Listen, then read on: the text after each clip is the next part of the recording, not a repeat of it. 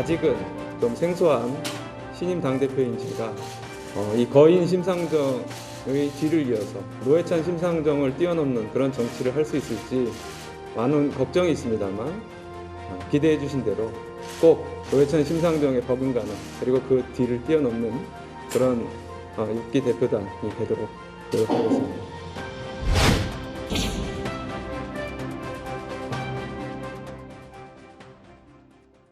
네, 지난 9일 정의당이 새 대표를 선출했습니다. 앞으로 이 국민의힘과 더불어민주당 양당이 진정해야 할 것, 긴장해야 할 것 이런 식으로 이제 포부를 밝힌 김종철 당대표 화상으로 연결해 보겠습니다.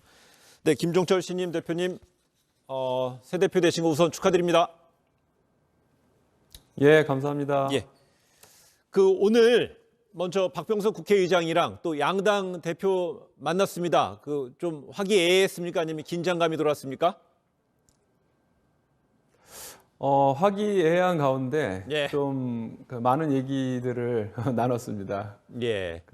박병석 의장님하고는 좀 저희가 비교섭 단체여가지고요. 예. 좀 비교섭 단체를 많이 배려해달라.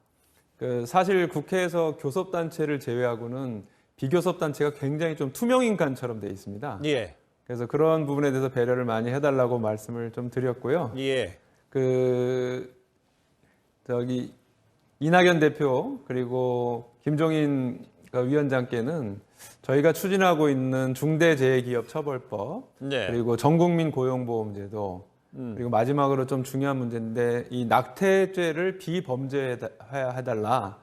그러니까 지금 낙태를 하면은 막 범죄처럼 취급받는데 예. 이런 부분에 대해서 비범죄하는 문제를 좀 말씀을 좀 드렸습니다. 좀 전에 말씀 중에 투명인간이라는 이야기를 했습니다. 그러면서 저는 이제 노회찬 전 대표가 생각이 났는데요.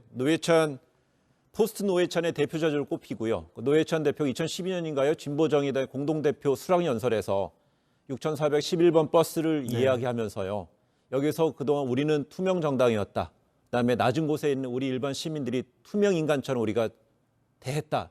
이런 식으로 자성의 목소리가 있었잖아요. 그런 차원에서 앞으로 정의당을 이끄시는 김종철 대표님, 어떤 부분을 더 낮은 곳으로 임할 생각이십니까?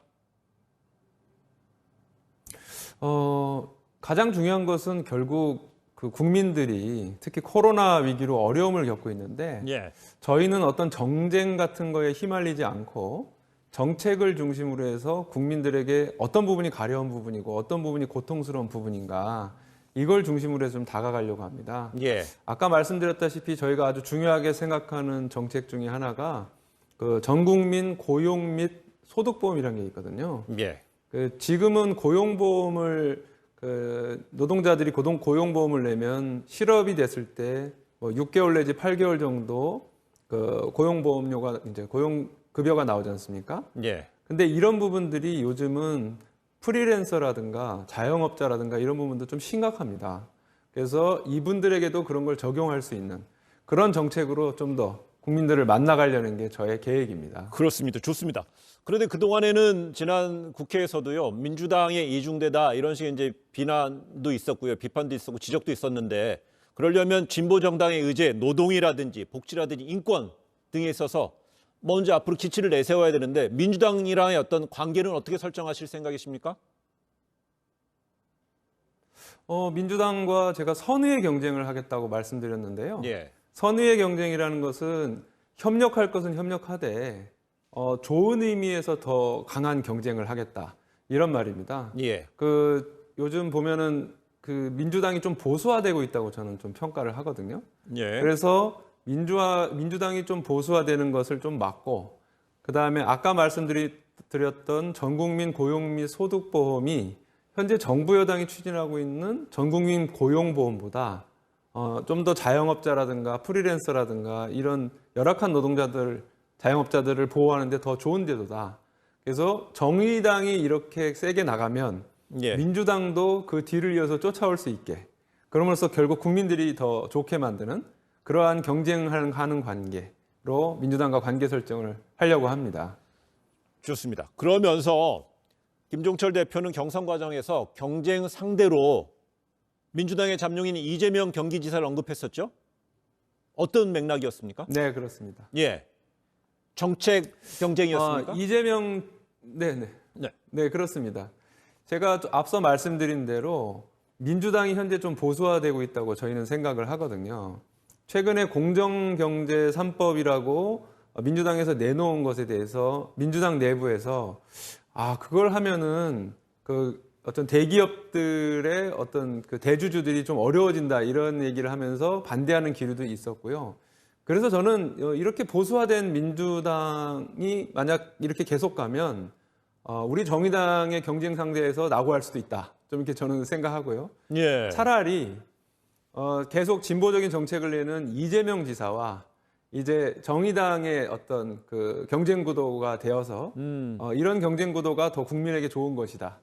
이렇게 말씀드리기 위해서 이재명 지사를 좀 말씀드렸던 것입니다. 알겠습니다. 우리 김종철 신임 대표께서는요, 민주노동당의 아주 오랫동안 대변인 역할을 하셨고, 우리 시청자분들이 많은 분들이 2006년에 서울시장 출마하셨던 것도 하고 있고요.